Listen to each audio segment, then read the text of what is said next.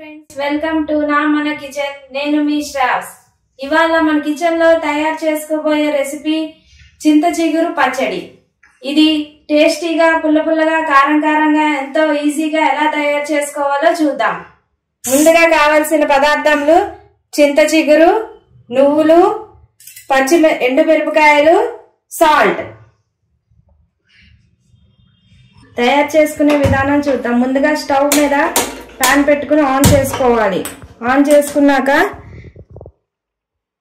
నువ్వులు ఒక 3 table spoon వేసుకోవాలి.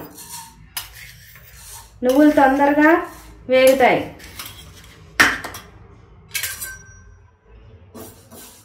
నువ్వులు యాడ్ చేసుకుంటే మనకి కమ్మగా రుచిగా వస్తుంది పచ్చడి.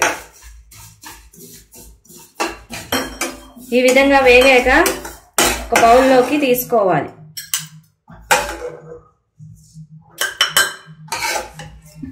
సేమ్ ప్యాన్ లో ఒక 8 ఎండుమిరపకాయలు వేసుకుని కొంచెం ఫ్రై చేసుకోవాలి. దీనికి కొంచెం కారం ఎక్కువ పడుతుంది, ఎందుకంటే చింత చిగురు పుల్లగా ఉంటుంది కాబట్టి కొంచెం కారం ఎక్కువ వేసుకోవాలి.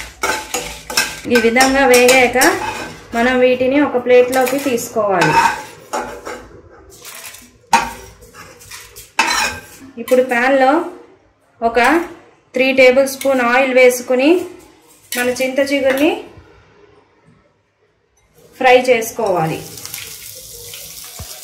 వీటికి కాడలు ఏమి తీయవసరం లేదు, పచ్చడి కాబట్టి తొందరగా ఫ్రై అయిపోతుంది. ఇది చింత చిగురు కొంచెం ఫ్రై అయ్యాక ఒక 15 మినిట్స్ కొంచెం చల్లార్చుకోవాలి. ఈ విధంగా ఫ్రై అయిన చింత చిగురిని మనం ఒక ప్లేట్లోకి తీసి ఒక 10 నిమిషాలు చల్లార్చుకుని మిక్సీలో గ్రైండ్ చేసుకోవాలి. ఇప్పుడు మన మిక్సీ జార్లో వేయించి పెట్టుకున్న నువ్వులు, ఎండుమిరపకాయలు,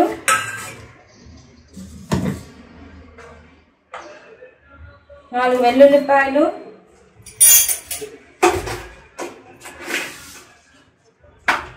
టేబుల్ స్పూన్ జీలకర్ర గ్రైండ్ చేసుకోవాలి.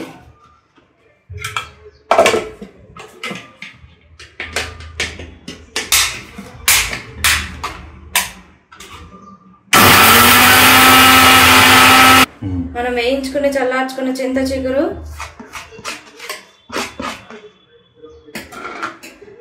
రుచికి సరిపడా సాల్ట్ వేసుకుని గ్రైండ్ చేసుకోవాలి. కావాలంటే కొంచెం వాటర్ వేసుకుని గ్రైండ్ చేసుకోవాలి. ఎక్కువ వాటర్ వేయకండి, లూజ్గా అయిపోతుంది. ఇందులో చింతపండు అక్కర్లేదు.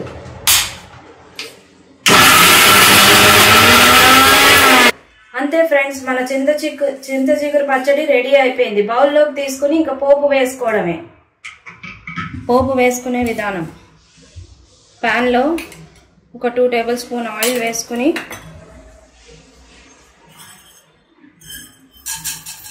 మినపప్పు, ఆవాలు వేసుకుని కొంచెం వేగనివ్వాలి. వేగాక ఒక 2-3 వెల్లుల్లిపాయలు, కరివేపాకు వేసుకుని కలిసి మనం తయారు చేసుకున్న చింత చిగురు పచ్చడిని వేసుకుని ఒకసారి మిక్స్ చేసుకోవాలి. అంతే, మన చింత చిగురు పచ్చడి ఎంతో ఈజీగా, టేస్టీగా రెడీ అయిపోయింది. దీంతో మనం అన్నంతో కానీ దోశలతో కానీ మనం ఈ చట్నీని తీసుకోవచ్చు. ఈ విధంగా ఎంతో సింపుల్గా, చాలా టేస్టీగా మన చింత చిగురు పచ్చడి రెడీ అయిపోయింది. ఈ విధంగా మీరు కూడా ట్రై చేసి కామెంట్ బాక్స్లో కామెంట్ చేయండి. ఇది ఎంతో రుచిగా, చాలా నోటికి ఎంతో టేస్టీగా ఉంటుంది. Thank you.